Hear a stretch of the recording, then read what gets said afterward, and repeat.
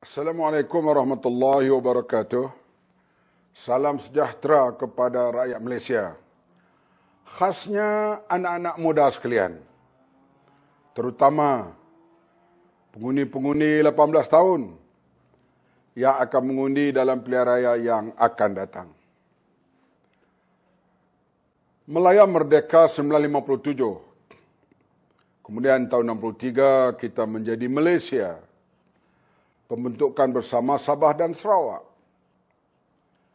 Melaya sebuah negara yang ketinggalan dalam bidang pembangunan selepas kemerdekaan di bawah pimpinan Tengku Abdul Rahman, kemudiannya Allahyarham Tun Abdul Razak. Mereka berusaha untuk mengangkat martabat Melaya dan Malaysia. Dan di zaman Tun Mahathir, Anwar Ibrahim sebagai Menteri Keuangan pada waktu itu, Malaysia digelar sebagai tiger bagi ASEAN ini. Artinya negara ASEAN yang dianggap termaju selepas Singapura. Kita tahu bahawa ada kepincangan di sana dan di sini, tapi cara umumnya dapat dikawal. Rule of law berjalan. Zaman selepas kemerdekaan tahun 60-an, 70-an, buka lipatan sejarah, kita lihat ada bekas menteri besar masuk jel. Seorang pimpinan yang begitu hebat, Datuk Harun, didakwa di mahkamah dan akhirnya didapati salah dan merengkok dalam penjara. Walaupun ia disokong kuat oleh sebahagian besar orang Melayu, tetapi pimpinan pada waktu itu mengatakan rule of law, kedaulatan undang-undang. Peristiwa-peristiwa kedaulatan undang-undang yang berjalan di Melaya kemudian Malaysia menyebabkan negara ini dihormati. Sidang-sidang di peringkat antarabangsa. Perwakilan daripada Malaysia bila bercakap soal rule of law, selalunya mendapat tepukan gemuruh atau standing ovation. Kemudian selepas itu, bila dasar ekonomi baru berjalan, ada penyalahgunaan kuasa, kekayaan dibina bukan lagi melalui usaha atau perniagaan yang betul, tetapi melalui corruption, melalui menaikkan harga projek tanpa mengikut undang-undang ataupun peraturan. Lahirnya orang-orang kaya yang mendadak, syarikat-syarikat RM2 mendapat projek-projek besar untuk mempertahankan pemerintah itu. Kita lihat kerajaan semakin hari bersifat kuku besi. Akta polis digunakan sepenuhnya. Di zaman kami dahulu tahun 90-an dan 2000 ke atas, sebarang bentuk majlis penerangan kadang-kalanya berakhir di lokap ataupun kemudiannya didakwa di mahkamah. Kita hadapi semua tekanan ini dengan kita turun ke jalan raya menuntut pilihan raya lebih bersih, dasar kerajaan yang lebih baik, daftar pengundi yang mesti dibersihkan. Akhirnya gelombang rakyat turun ke jalan raya, wujudnya bersih, sikit sebanyak. Perjuangan bersih itu ditunaikan oleh pemerintah. Kita bebas untuk berhimpun dengan hanya memberitahu pihak polis. Akta polis telah diganti dan sekarang kalau kita buat himpunan mana-mana, jaranglah berakhir di mahkamah atau di dalam lokap. Artinya, rakyat kena bertindak membuat sesuatu. Wahai anak-anak muda sekalian, sekarang negara kita kembali lemah. Kembali ke alam rasuah dan penyelewengan. Anak-anak muda naklah memikirkan semula bagaimana nak selamatkan Malaysia pada masa yang akan datang. Sekarang kembali pincang. Parti-parti politik lebih mementingkan kedudukan mereka. Bukan soal kedudukan rakyat. PAS menjadi parti lebay hanya bincang soal haram halal dalam perkara yang kecil. Tapi tak peduli soal rasuah dan penyelewengan. Mereka menyokong siapa saja. Asalkan mereka boleh mendapat kuasa dan mendapat jawatan-jawatan. Pendedahan Pandora Papers baru-baru ini. Bagaimana triliun ringgit wang Malaysia dibawa keluar. Nama-nama tersenarai. PAS tak kata apa-apa. UMNO tak kata apa. Sedangkan ini wang negara ini. Oleh itu anak-anak muda. Bamak ni sudah 60 lebih dah. Tak lama lagi sampai 7 siri. Kamu lama lagi nak hidup di Malaysia, buat sesuatu. Selamatkan kepincangan di Malaysia ini. Malu kita kepada negara-negara barat yang berakhlak Islam. Saya sendiri malu. Lihat Chancellor Jerman, Angela Merkel. 14 tahun jadi pemimpin. Hidupnya begitu sederhana. Berakhlak Islam. Seperti yang diutarakan oleh Saidina Ali, oleh Umar Abdul Aziz, Umar Abdul Khattab. Kehidupan itu diterjemahkan oleh pemerintah negara barat. Sebaliknya, mereka yang mengaku berjuang di atas nama Islam, ya, mereka kritik hal arak, saya setuju. Mereka perjuangkan 355, okey.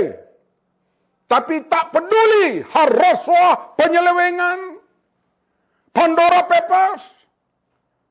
Mereka tak peduli. Sebab itulah dunia Islam hancur dan miskin. Sebab yang diperkayakan hanyalah pemimpin, bukan negara. Bila kita pergi ke kota London, kita naiklah bas 2 tingkat itu. Kita nampak rumah Perdana Menteri nombor 10 Downing Street.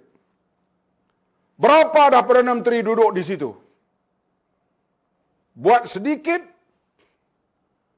renovation, dibentang di Parlimen, walaupun dalam bentuk 200,000 pound, dikritik dalam Parlimen. Di sini 30 juta, 40 juta, 150 juta, puak-puak pejuang Islamis diam. Lingkup negara kita.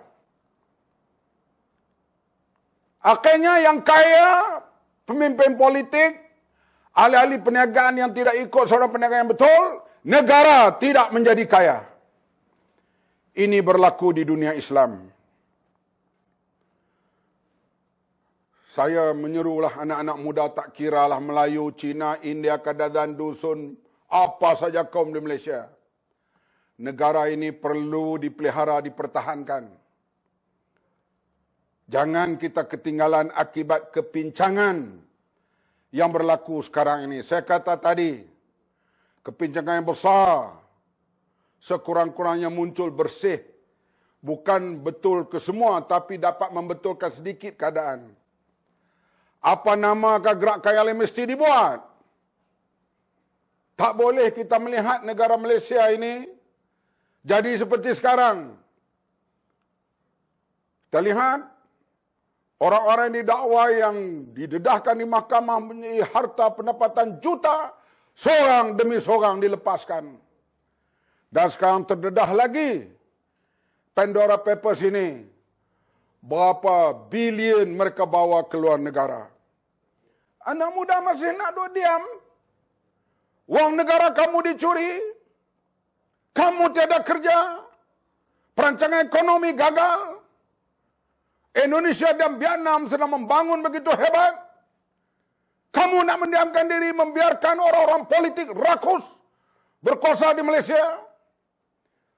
Termasuklah pemimpin amanah dalil amanah. Tak guna kita berpolitik kalau tidak kembali kepada Islam, rahmatan lil alamin, rahmat untuk semua. Jangan jadi seperti negara-negara orang Islam sekarang, yang kaya raja-raja mereka di Timur Tengah, menteri-menteri mereka, nak pertahankan negara sendiri, terpaksa panggil Amerika, panggil Britain, panggil Perancis, membuka pengkalan di negara mereka. Nak hadapi Israel jauh sekali. Bahkan satu demi satu negara orang Islam mengiktiraf Israel. Karena mereka ikut master mereka, yaitu Anglo-Amerika. Dan kebanyakan pemimpin negara Arab menjadikan Washington dan London itu dua kiblat mereka, kiblatain. Meninggalkan umat Islam Palestin yang menderita. Malaysia, negara yang boleh kita bangunkan. Anak-anak muda, fikir sesuatu bagaimana nak selamatkan Malaysia ini. Kalau perlu ke jalan raya, silakan. Buat sesuatu, jangan diam. Negara kita sedang menuju kepada lawlessness. Lihat apa yang berlaku di Melaka ini. Peristiwa yang sama, cara penyelesaian yang berlainan. Ini satu perkara yang membawa disaster kepada Malaysia sekarang dan pada masa yang akan datang. Lihatlah anak-anak muda yang bertindak di Thailand. Walaupun ada berbagai undang-undang, bila mereka merasakan perlu mereka turun ke jalan raya, mereka turun. Begitu juga kita lihat di UK, di Itali, di Perancis. Apa saja lambat vaksin, mereka turun. Tak setuju vaksin, mereka turun. Walau bagaimanapun saya tetap dengan pendirian yaitu jangan pergi kepada hala keganasan. Mengangkat senjata dan sebagainya itu tidak boleh dan tidak sesuai. Tapi turun untuk menuntut hak, menyelamatkan Malaysia itu perlu. Karena kita lihat pemerintah yang ada hari ini dan kemungkinan akan datang juga kita lihat hilang kewibawaan rule of law yang menyebabkan Malaya dan Malaysia dulunya terangkat begitu tinggi di peringkat antarabangsa. Bacalah laporan media-media asing, surat khabar asing, bagaimana kedudukan korup di Malaysia sekarang ini. Inilah. Jangan harap lagi parti Pak Lebay. Nyahkan parti Pak Lebay itu. Sebab mereka bukan berjuang di atas Islam rahmatan lil alamin. Mereka hanya dalam fiqh yang sempit, tidak peduli hal kepincangan seperti dipesan oleh Sayyidina Umar, seperti dipesan oleh Sayyidina Ali, seperti dipesan oleh Umar Abdul Aziz. Lebay-lebay PAS ni tak peduli itu semua. Yang penting dapat kuasa dengan apa cara sekalipun. Bersekongkol dengan perasuah dan mereka yang merosakkan demokrasi tidak apa bagi mereka. Bina masa depan. Semua kaum. Kita boleh maju, kita boleh hebat. Kita boleh menjadi bangsa yang berintegriti sekarang dan pada masa yang akan datang. Inilah pesanan Bang Man. Kita benalah masa depan yang lebih baik. Dan bila di akhir hayat saya nanti, entah bila Allah akan menjemputnya, saya akan melihat satu pembaharuan anak-anak muda. berlaku di Malaysia tidak lama lagi insya-Allah. Wabillahi taufik, wassalamualaikum warahmatullahi wabarakatuh.